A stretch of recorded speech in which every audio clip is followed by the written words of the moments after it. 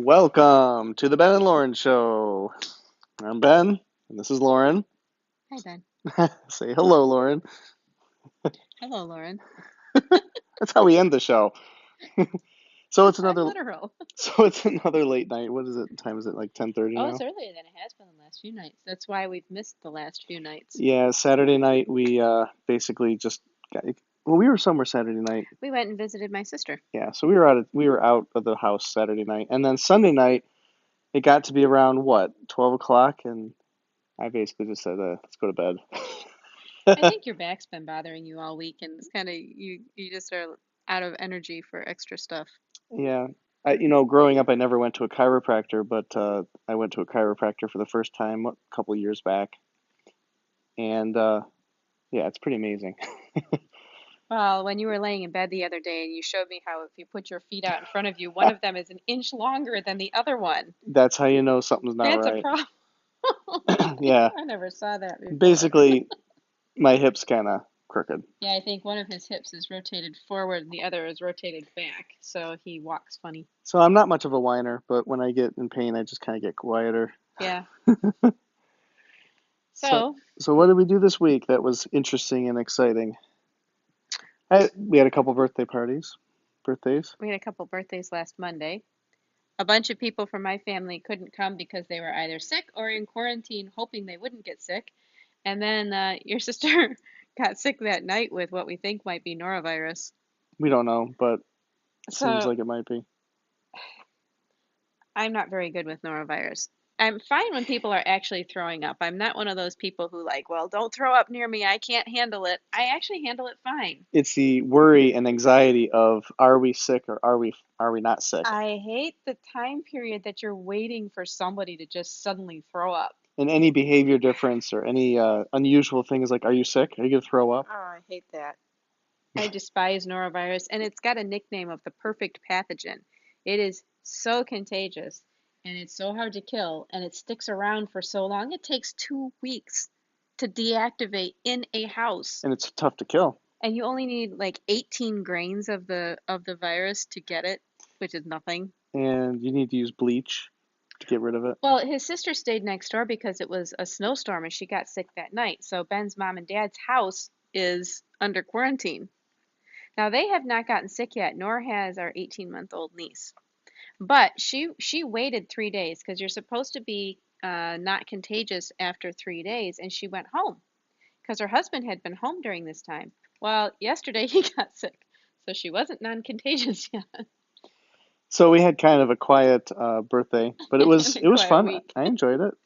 Um, and so I am now 42. My daughter is now 6, and You are 41.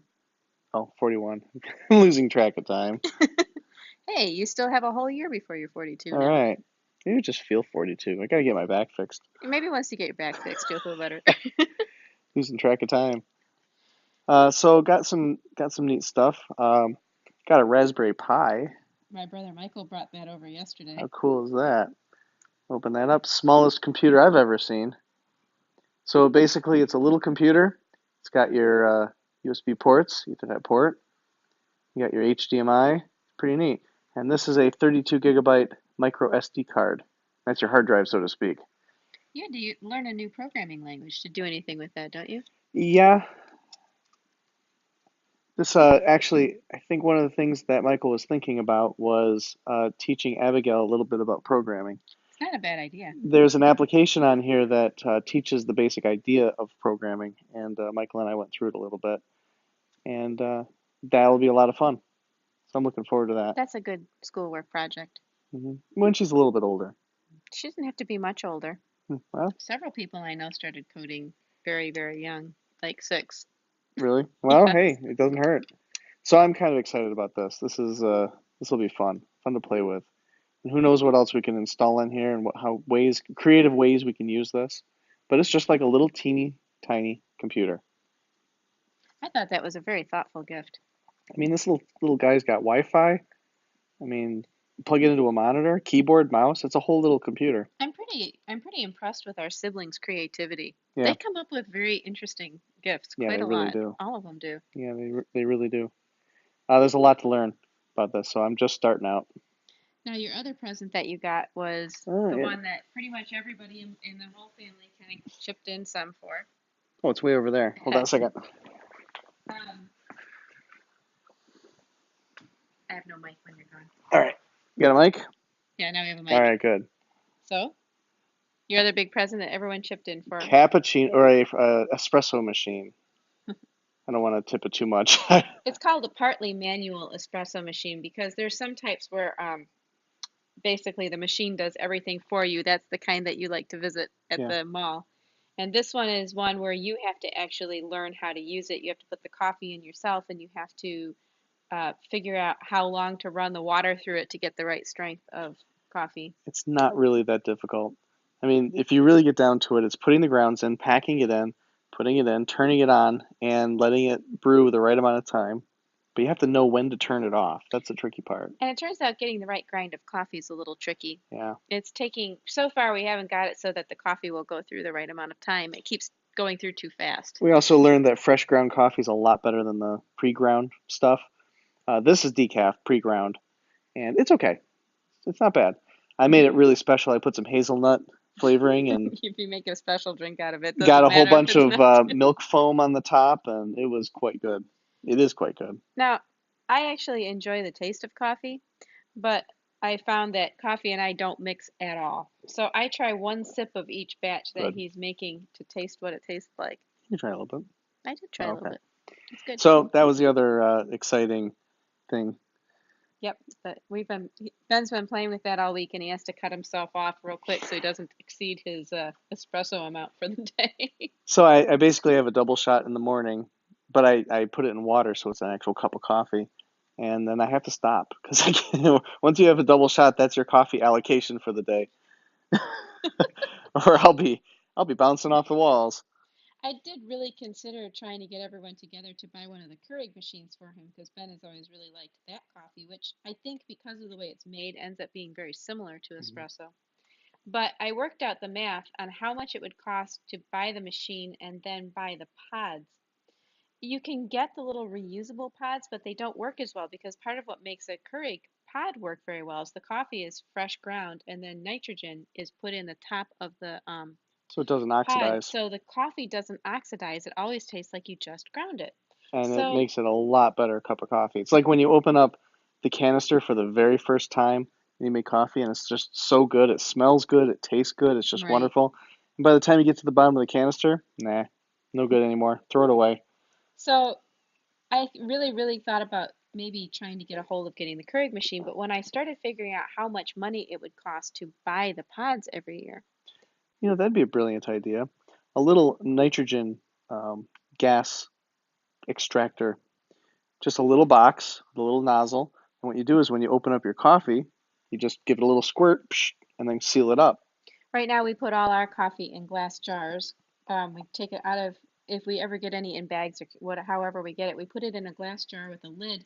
And I've been putting moisture absorbers and other stuff in there so that it seems to preserve it quite a bit better. But we have an astounding amount of coffee in our basement right now because Ben finds it on clearance or whatever and Hmm. buys it and brings it home. I don't know how good any of it's ever going to last, but we have a lot. So we figured out it was way cheaper for us to buy an actual espresso machine and Hmm. use coffee that we had. And thankfully, I've been storing up a whole bean Yeah, so that because it lasts saves a a lot lot better. longer. So So, that was your big birthday present. yep. And what did Abigail get? She got a nice dress. She did. She wore it all week until she finally had to put it in the wash. And then Susanna got a little special gift, a little surprise today, too. Yeah, the dress that Abigail got was on sale, so we bought Susanna one to come in after Abigail's birthday, and we gave that to her today. And she She was was so happy. so thrilled. You got that? You filmed it, didn't I did film it, yeah. you? Well, I didn't really film how excited she got after she tried it on. I No. didn't get a chance to film that, but she was so happy that she got a new dress and it She was matched. giggling the whole time. They've never had actual matching dresses. Hmm. Um, they've had ones that coordinated but not matching, and it's a big deal to them. Some kids it's a big deal to, some it's not. Hmm. Turns out to Abigail and Susanna it's a big deal. Realize when we dress them alike, they really are going to look like twins. Especially as they get older. They're only this much different in height right now. People are going to keep saying, "Are they twins?" And we'll say, "No, they're not twins." Wow. So Abigail got that. Trying to think what else she got. She got a bunch of nice little gifts. My sister Catherine got her some books on how to draw. Hmm.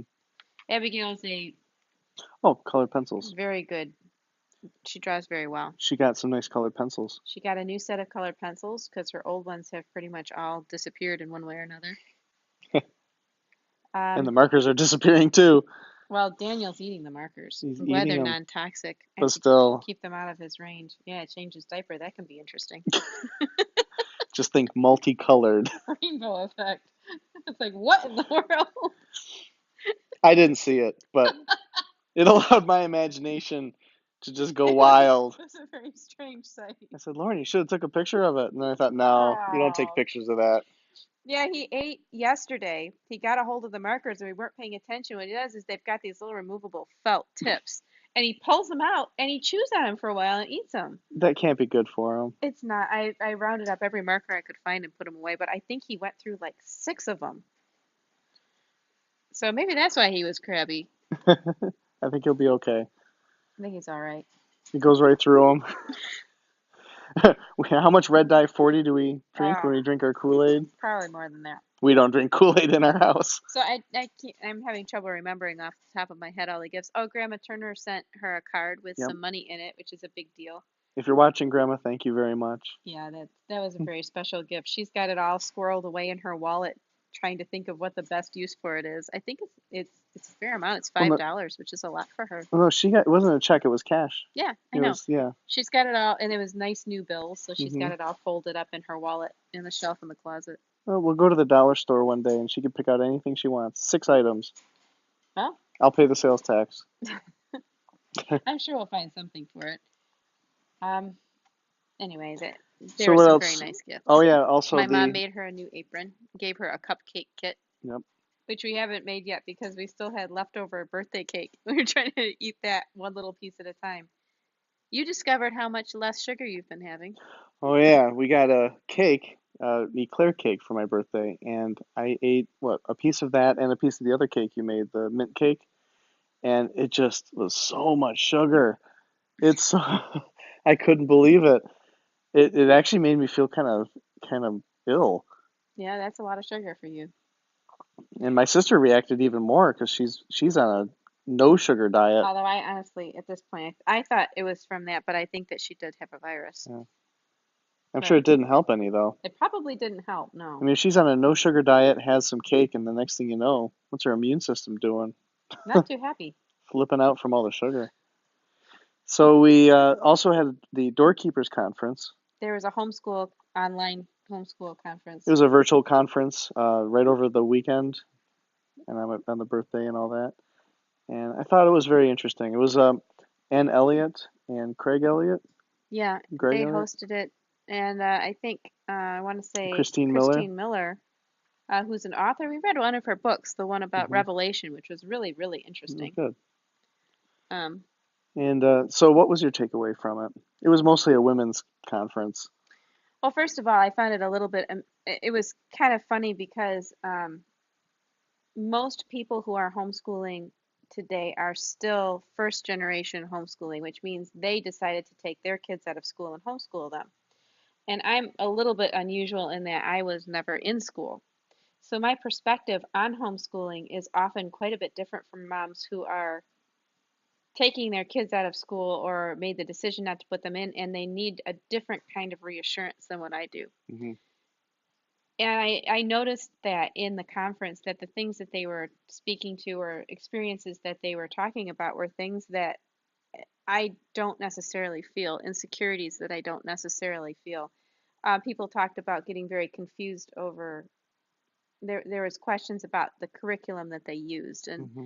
how to go about having a good curriculum that meshed with people who are kind of have beliefs similar to ours, where they have a full Bible belief, or they observe many of the things that are in the Old Testament. And I realized that I'd never had any kind of a feeling that we needed a curriculum that meshed with that. It didn't bother me. I feel very confident, and that's a gift my parents gave us. Hmm. And that I don't feel that kind of insecurity about what we're teaching our kids or what to start with or where to go.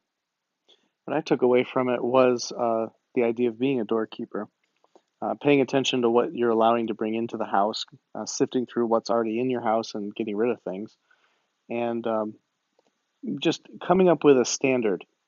Actually coming up with a standard of is this good? Is this good to have? Hmm. And it's easy for things to kind of go under the radar for sure. You know, so that was one thing I took away from it.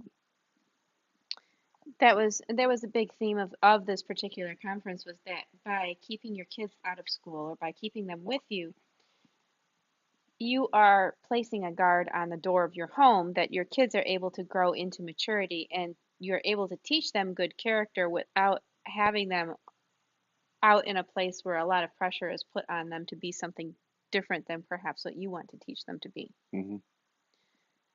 And I'm trying to think back over all the different. There was a basically the format was to have a different lecture every evening, and I remember listening to them and thinking that the Anne Elliot giving the lecture, had actually thought through a lot of things in terms of scripture that I had been exposed to, but more instinctively. I hadn't nailed down exactly what those thoughts were. Hmm. I found that very interesting to hear her perspective. Well, it's good to get your mind thinking along those lines because, again, like I said, it's easy for things to fly under the radar. And we were talking about Adam and Eve uh, taking care of the garden. Hmm. Your home is like a garden, and inevitably snakes are going to get in. The question is, what are you going to do about the snakes? You know, and the snakes don't cause you to sin; they tempt you to sin. Did God really say? So that's really something to be aware of and be careful about. Well, it's funny. A lot of people, when you have a child and you are expecting that they're going to follow the same path that everybody follows, you send them to school. They learn certain things. They have their various rites of passage. Graduate this grade. They got mostly B's and they got a few A's and a few C's. There's a path that many people expect their children to take. Hmm. And the idea of teaching them their character is kind of squeezed in around the sides of the schooling. Hmm. In an average schooling environment, most parents are sending their kids away to school because it's so important to get their education and they're teaching them character around the outside. When you keep your kids home from school, you're usually doing that because to you, the character is much more important than the education aspect of it, or at least on equal par. So that is what the idea of a doorkeeper becomes. You are the doorkeeper to the home. You are actually shielding your children to give them time to develop a character before they encounter many of the things they're going to encounter out in the world or where they would encounter in school at a very young age. So we're teaching our children what is good and to love good and to love learning and to enjoy exploring the world and I guess advancing. So it's not a matter of, okay, you need to take this test, you need to get a good score. Okay, now we're going to go to this class and you need to take this, read this book. We want it to be an interest, interest in learning. Right. And so far, so good, I think. The things that we're introducing to our children, they're embracing, they're pretty excited about, and they seem to be really enjoying it. Like, Yeah. like today, we went to pick up the dress at Kohl's, and we get out of the car, and Elena immediately starts looking at the letters KOHLS, and she's listing these letters out. And it took me a second to realize what she was doing, and then she started saying K O L S. Elena is 2.5. I'm not particularly thrilled by this development. No, I don't know. I think it's No. kind of neat. Well, it is kind of neat. It's interesting to see that she is so quick and she is able to put that together. But when you end up with a precocious child, and that doesn't mean she's a genius, that's actually just precocious. It's not necessarily a genius level of reading. It's pretty No, common for 2.5-year-olds to start figuring that out if they're exposed to, especially if they're exposed to their bigger siblings learning to read every day. they're watching a show called Alpha Blocks, and they really love that show. They enjoy it. and it's all about teaching the letters and the sounds the letters make and the sounds the letters make together, and they learn how to spell words and what they mean. It's a really neat show. Yeah, Elena actually pretends she is an alpha block. Her favorite letter is X. Uh, but in the vein of being a doorkeeper, if you're a parent who is teaching their child their education as well as their character, when you see a 2.5-year-old begin reading, it is very delightful to see their mind working, and the education part of you could be really thrilled. But the character part of you, there's something that can happen to a child who very quickly grasps things and who begins to read very young. They can easily learn a lot of things they're not ready to learn yet. And they can get a really big head because they always know things. This is what happened to me. And that's something we have to be careful of. We have children that like to correct their parents when if they perceive them to be wrong. I think all children do that, But I but think it's gonna get worse from here on, unless we nip that early right. on. And if Elena is bright, and she is proving herself to be quite bright, the the temptation is to just feed her a lot of books to keep her happy Right. and so that she can learn things. And you got to resist that pull. Yeah, and our standards should not be, oh, good, she's reading. Oh, good, she's reading. She's actually reading books. One thing about a homeschooled student versus a public school student, homeschool mothers are always kicking their kids out of books. It's like, would you get your nose out of a book and go do something else for the day? No, you may not read in the bathroom and you may not read at the table. That might be an improvement over staring at a screen. They don't do that much either. Well, that's true. They just like their alpha blocks, though. They do. So yeah, Elena this week, Ben asked her kind of on a whim if she could read the label on a sour cream container, and she sounded out sour cream. Yeah. So So what she'll do is she'll say the letters, and then she'll say the sound of the letters. And she didn't quite figure out sour cream, but she had all the letters down perfectly. right. I think I'm not going to work with her with reading though. She's going to probably pick it up on her own. I think I'm just going to keep that very matter of fact and She really can't read just right now, but she knows her letters very she well. probably will by the end of the year is my guess if she keeps going like she is. Really. But I think I'll just keep that very, very matter of fact. I don't think I'm going to try to push her into reading at all. Hmm. Anyway, oh, I heard the Super Bowl was this week. It was. I'm not a sports guy. You probably Well, we figured did that. see that the most disliked video on YouTube came out of the Super Bowl. So what we heard was that they released the Super Bowl video, I think late at night that night, and immediately started getting views and immediately started racking up thousands upon thousands upon tens of thousands of dislikes. Thumbs down. Thumbs down. So they pulled the video and re-uploaded it so it reset the like and dislikes. But by that time, everybody had heard about it. And you go through the comments and they all call him out saying, "We know what you did." Now people are thumbs downing it just to make a They're point. thumbs downing it even more. So they thought they thought that they could, oh, that's just the trolls that come out at first and give all the thumbs down. The year that the thumbs down on the halftime show outweighed the game itself. Oh, I don't know how many there is now, but it was last I checked, there was like over 100,000 or some crazy thing. Oh, I did hear a funny story. I guess the Rams head coach had made a big statement about how when they won the Super Bowl, they didn't think they were going to take President Trump up on his invitation to visit the White House. Oh, That really? was that was counting a lot of chickens before they hatched, as it Wow. turned out. Well, They lost. I think a lot of people were hoping, very much so hoping, that they could publicly say, no, thank you. Well, they lost. So I Not guess an issue. I guess it's not an issue. They're assuming Trump would have wanted them at the White House, but okay. And Who's playing? I think that it was the New England Patriots, and it was the Rams are from. Okay, so I'm glad the Patriots won. I don't remember where the Rams are from. I don't know football. I've never paid any attention to football. Super Bowl just intrudes itself on everybody's life once a year. I'm asking my wife who played at the Super Bowl. I was quite thrilled when I found out you didn't know anything about football. It's like, good, I won't have to take up knitting. There are things that I enjoy in life, and there are things I just don't care about. I have friends whose husbands really enjoy watching football, and I've always been really impressed by them because one of my friends just learned to like the game, and she sits with her husband, and their kids are all really into it, and they go to the games, and I can she learned to learn to like like it. the game. I just never did. And I was always very impressed by that. I thought that if I found a good man and he liked football, oh well, I'll learn to like football. But I was really happy that you didn't like football. I don't know. So, and this was the week in which CNN also ran the news report. Oh yeah,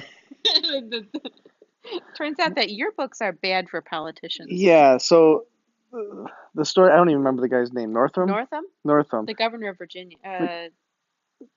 Is it Virginia? I think it's So Virginia. they found an old no, basically it surfaced an old yearbook, and there was a picture of him dressed next to a hooded someone a Klansman. Klansman, and he's dressed in blackface. And Which, if this were a Republican, this would be it killing his doesn't actually career. say it's him, but there's all sorts of evidence showing that it is in fact him, right down to the clothes he's wearing and Yeah, everything. it's him. So when CNN was reporting on it, and the little scroll in the bottom, they described him with an R next to his Yeah, name. Governor Northam, parentheses, R, the guy's a Democrat. He's a total Democrat. But they just, CNN couldn't figure out that if a guy might be racist, he might be a Democrat. He might not be a Republican. Anyway, Oh, the CNN, they've really gotten mad at being called fake news, but they keep doing stuff to get themselves called fake news. rightly That's they are bad. called. That was bad. That was really bad. I'm sure there's a few real stories that they issue. What I'm taking away from all this, between this and the Brett Kavanaugh hearings, I don't think if I don't think anyone should put out high school yearbooks anymore. It just might come back to haunt you years and years No and one years should and years ever and years later. tweet because it might come back and haunt you years and years later. Yeah, nobody forgets. Apparently, the yearbooks don't forget, and neither does the internet. Be careful what you say. It Um, will resurface.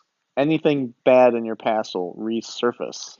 well, and I think when somebody gets mad at somebody else, what's happening now is they'll search for phrases or keywords through their whole background, anything they can get their hands on. And if they find it, they've hit jackpot and they can go after that person. That's amazing. That's sad. So what else? We want to talk about our Torah portion? Not our Torah portion, the Torah Well, we're portion. at 27 minutes. Can we do it fairly quickly? All right. What did we? Oh, we missed a really big thing that happened this week. We did? Our backyard was colder than the North Oh Pole. yeah, we had that real big cold snap. And then something really bad happened. We only have three major natural gas compression stations in our area, and one of them went offline, and one of them had a fire. So out of three, two out of three were knocked out. So we were sitting here minding our own business, and 10 o'clock at night, we get a notice on the cell phone saying, "Urgent, turn your thermostat down Yeah, it was. What time was it? Around. to at least 65." It was And both of our cell phones did the yeah, emergency. 10:30. It turned out 10:31 p.m. The Michigan State Police sent out a broadcast telling everybody in the state of Michigan, well, considerable chunk of the state of Michigan, to turn their power down to at least 65 degrees and The less. thermostat. Yeah. The thermostat. So we did. Our thermostat was set to like 68 or something high, maybe even higher. Well, we keep it down at 62 at night.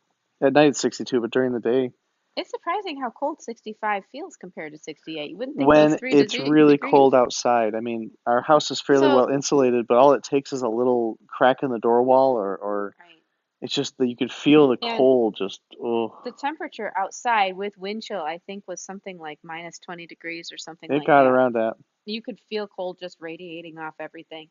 And we had the temperature down. And then we heard that DTE, our energy company, was saying that the electrical grid was suffering. So please reduce your electricity usage. And then water mains were breaking right and left. And they said you may need to pay attention. There may be a boil water advisory. So Two infrastructure, days, 2 days of infrastructure. below zero temperatures. And you know what I think? What? I think everybody was convinced that there was going to be global warming, and our infrastructure has not been prepared for cold. Because they figure it's just going to get warmer and warmer. Yes, I think that we have things that have not been repaired, and then Al Gore, I think that energy companies have been putting their money into environmentally friendly stuff, and they've been gearing everything toward expecting things to get warmer. This maybe. is Michigan. You should not have everything fall apart when it gets below zero. I'll tell you what I was thinking about is I wish we had an alternate heating source because if our gas went out, That would have been bad. That would have been really bad. And it wouldn't have just been ours. The gas company was saying that if people did not turn their thermostats down, they were looking at having to interrupt supply. That's where we should probably start looking into a coal fire, We need something. We need a wood stove. We need wood something stove. because it's not like we could have just packed up and gone to mom and dad's house. We would have had to drive down to Kim's house in Florida. But So we're hearing reports of water mains freezing and breaking, and just yeah, a whole bunch of the water infrastructure in our area has not been maintained properly. in our poor roads. Our roads are in bad shape. Yeah, because then after we had the North Pole in our backyard, today it was 52 degrees outside and raining. And it has been for the past 2 days. I like it. It means that we had a 60-degree weather swing in 1 week. Thank you, Michigan.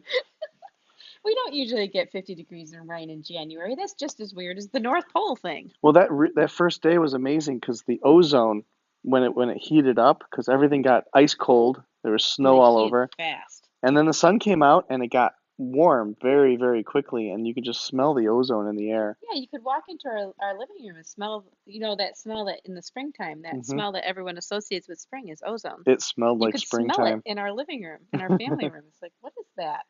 So outside right now, it's very soggy. It's, Our kids played in the yard outside today with their rain boots I on. They bet were they really enjoyed happy. that. Elena fell, Oh, Elena fell. There's like a lake in the backyard, and got she went muddy. for a dip. She was not thrilled. It still had ice floating in it. Well, we're at about 31 minutes, 30, almost 32. Maybe we'll save the tour portion we'll do a double tour portion next Ben and Lauren show.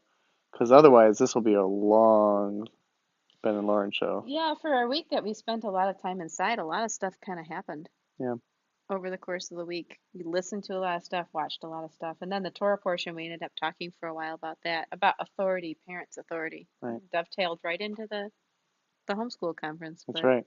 Well, we're going to have to leave you in suspense for that one. Maybe we should do a special video for the tour portion. It's an idea. Doesn't hurt. We could do 2 videos a week. well, maybe we Think we do can manage that. do one on Saturday afternoon where we talk about the Torah portion. Actually, that might not be a bad idea. Well, except when we go to Bible study, we can't do it that way. That's true. Anyway, I think we'll leave it at that. And say good night, Lauren. Good night, Lauren. Good night, Ben. So long, everyone.